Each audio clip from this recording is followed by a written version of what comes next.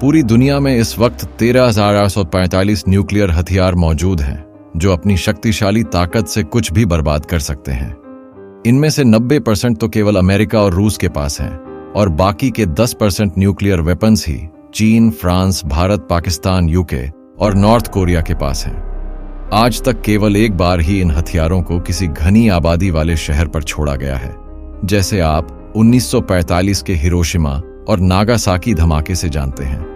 इन धमाकों में लाखों लोगों की मौत हुई थी और रेडिएशन से कई आने वाली पीढ़ियां विकलांग या डिफॉर्म शरीर लेकर ही पैदा हुई। इस भयानक मारबातरा विनाश के बाद आज तक कभी भी कहीं पर भी न्यूक्लियर अटैक नहीं किया गया है, पर जो हिरोशिमा और नागासाकी ने झेला वैसा होना अब बहुत कम है, पर अगर हुआ तो तबाही बहुत ही भयानक होगी। और आज का ये वीडियो जो आप पूरा देखने वाले हैं, इसी न्यूक्लियर अटैक और उसमें होने वाली तबाही से लेकर के उससे बचने के तरीकों के बारे में है। ये वीडियो देखने के बाद आप पूरी तरह से न्यूक्लियर अटैक को समझ जाएंगे और ये भी जान लेंगे कि अगर कभी किसी शहर पर यह अटैक हुआ तो उससे बचा कैसे जाए। इसीलिए संभल कर सीट बेल्ट बांधकर इस वीडियो को पूरा जरूर देख।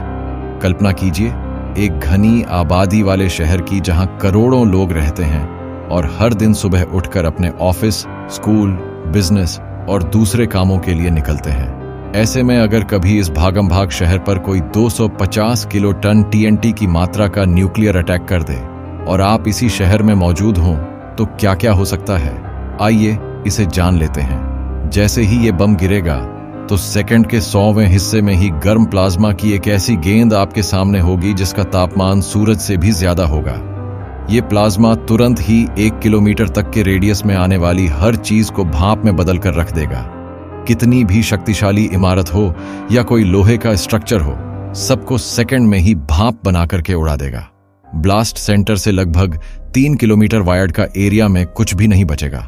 भाई, अगर आप 1 किलोमीटर के रेडियस से बाहर खड़े हुए हैं, तो जब न्यूक्लियर ब्लास्ट होगा तो उससे बनने वाला प्लाज्मा इतनी ज्यादा लाइट प्रोड्यूस करेगा जैसे कि हजारों सूरज आपके सामने आकर के खड़े हो गए हों। अगर आप उसे देखने की कोशिश करते हैं या आपका सिर उसी डायरेक्शन में है, तो आप इस इंटेंस लाइट से कई मिनट तक अंधे भी हो सकते हैं। आसपास का सब कुछ दिखना भी आपका बंद हो सकता है। पर अगर आप इससे भी बच जाते हैं तो फिर आपको अगली और खतरनाक चीज का सामना करना पड़ सकता है। लाइट होने के कुछ ही सेकंड में डेटोनेशन साइट से लगभग 7 किलोमीटर के रेडियस तक हर वो चीज जलने लगेगी जो जल सकती है। लाइट से निकलने वाले थर्मल रेडिएशन लगभग 133 स्क्वायर किलोमीटर के पूरे एरिया को बहुत हद तक जला सकते हैं। लकड़ी, घास और कपड़े, जो कुछ भी इस रेडिएशन की चपेट में आएगा वो जल उठेगा। आप और मैं अगर उस समय इस जगह पर हुए तो हम 3rd डिग्री बर्न का सामना करना पड़ सकता है, जो हमारी त्वचा और कुछ नसों को जला देगा। इससे बचने के लिए मैं आपको आगे एक रास्ता बताऊंगा, पर अभी फिलहाल आगे हम न्यूक्लियर बम की और खतरनाक ताकत को जानने वाले हैं। 1 या 2 किलोमीटर के एरिया में रहने वाला हर व्यक्ति तो तुरंत ही खत्म हो जाएगा, पर अगर आप इससे थोड़ा दूर खड़े हैं तो अब न्यूक्लियर ब्लास्ट का अगला फेस आपको परेशान करने वाला है। ब्लास्ट होने के कुछ ही सेकंड के बाद आपको शॉक वेव का सामना करना है। यह शॉक वेव न्यूक्लियर ब्लास्ट से निकलने वाले प्लाज्मा के गोले की हीट और रेडिएशन से बनती है, जिसमें हवा बहुत भयानक रूप से गर्म हो जाती है। इसमें बहुत अधिक कंप्रेस्ड हवा भी होती है। इसके कारण यह बहुत तेजी से फैलने लगती है। यह शॉक वेव इतनी ज्यादा घातक होती है कि इसकी स्पीड साउंड की स्पीड से भी कई गुना ज्यादा तेज होती है, और हवा कई विशालकाय तूफानों और बवंडरों से भी ज्यादा तेज स्पीड से हमारी इमारतें, पेड़ और हमारे इंफ्रास्ट्रक्चर को बर्बाद कर सकती है। यह वेव ब्लास्ट सेंटर से 3 किलोमीटर तक की सभी इमारतों और धरोहरों को तोड़ सकती है। पार्क और बगीचों में लगे पेड़ों को उखाड़ कर फेंक सकती है। अगर आप इसकी चपेट में आ गए तो यह आपको एक धूल के कण के समान उछालकर ना जाने कितनी दूर फेंक दे। हालांकि यह शॉक वेव दूरी के हिसाब से कमजोर होती रहती है, पर 250 किलो TNT के ऊर्जा वाला बम कम से कम 61 स्क्वायर किलोमीटर एरिया के सभी मकानों को पूरी तरह ऐसे बर्बाद कर सकता है कि शहर में लगे गैस स्टेशन से लेकर के एनर्जी के रिसोर्सेस सभी में आग लग सकती है, जिससे हजारों लाखों लोग बुरी तरह से प्रभावित हो जाएंगे। पर इसके बाद भी ये बम किसी का पीछा नहीं छोड़ेगा। जब न्यूक्लियर बम फटते हैं तो वो एक मशरूम क्लाउड को भी बनाते हैं, जो वास्तव में एक मशरूम के आकार का बादल होता है। यह कई किलोमीटर लंबा और चौड़ा होता है। इसमें हॉट प्लाज्मा, आसपास की धूल और इमारतों के टुकड़े भी शामिल होते हैं। जैसे ही ये बादल बनेगा, आसपास के एरिया को एकदम काली रात में बदल देगा। धूल और धुएं की भयानक चादर आपके सामने होगी, जो सभी कदमों को रोकने के लिए पागल हो जाएगी। ये क्लाउड आसपास की सभी हवा को अपनी तरफ खींचकर वहां के वातावरण को जानलेवा बना सकता है। अगर आप ब्लास्ट सेंटर से 13 किलोमीटर दूर हैं, तो आप ये एक्सप्लोजन और उसके मशरूम क्लाउड को देखने की कोशिश कर सकते हैं, पर यह मौका आपको बहुत कम सेकंड तक ही मिलने वाला है। जो शॉक वेव बनी थी, वो अब आप तक पहुंचकर आपके खिड़की और गाड़ियों के कांच को तोड़ सकती है, जिससे हर तरफ ग्लास ही ग्लास बिखरकर आपको नुकसान पहुंचा सकता है। एयर ब्लास्ट या शॉक वेव का 13 किलोमीटर का रेडियस पूरे 503 स्क्वायर किलोमीटर तक के एरिया को पूरी तरह से नुकसान पहुंचा सकता है। मैं 250 किलो TNT के बम की बात कर रहा था। अगर यही हमला एक मेगा TNT के ऊर्जा वाले न्यूक्लियर बम से हो, तो डेटोनेशन साइट से लगभग 20 किलोमीटर रेडियस तक में आने वाले सभी मकान बुरी तरह से टूट कर गिर सकते हैं। ये एरिया इतना बड़ा है कि इसमें पूरा दिल्ली शहर चपेट में आ सकता है। न्यूक्लियर अटैक अपने साथ हर स्तर की तबाही लाता है। उसके कुछ घंटे बाद न्यूक्लियर फॉलआउट चालू हो जाएगा, यानी कि एक ऐसी काली बारिश जो आप पर रेडिएशन की बरसात कर रही होगी। जो भी लोग बिल्डिंग के टूटने से, आग लगने से बच भी जाएंगे, तो वो आगे आने वाले दिनों में और हफ्तों में रेडिएशन से धीरे धीरे मर सकते हैं। रेलवे के पटरी के टूटने से और रोड के बर्बाद होने के कारण आपके आसपास कोई नहीं पहुंच पाएगा। हेलीकॉप्टर के जरिए मदद मिलना भी मुश्किल होगा, क्योंकि वो एरिया इतना रेडियो एक्टिव हो जाएगा कि वहां कुछ घंटे रुकना जानलेवा साबित होगा। आप सोच भी नहीं सकते कि एक न्यूक्लियर धमाका एक शहर पर कितना खतरनाक और घातक होगा।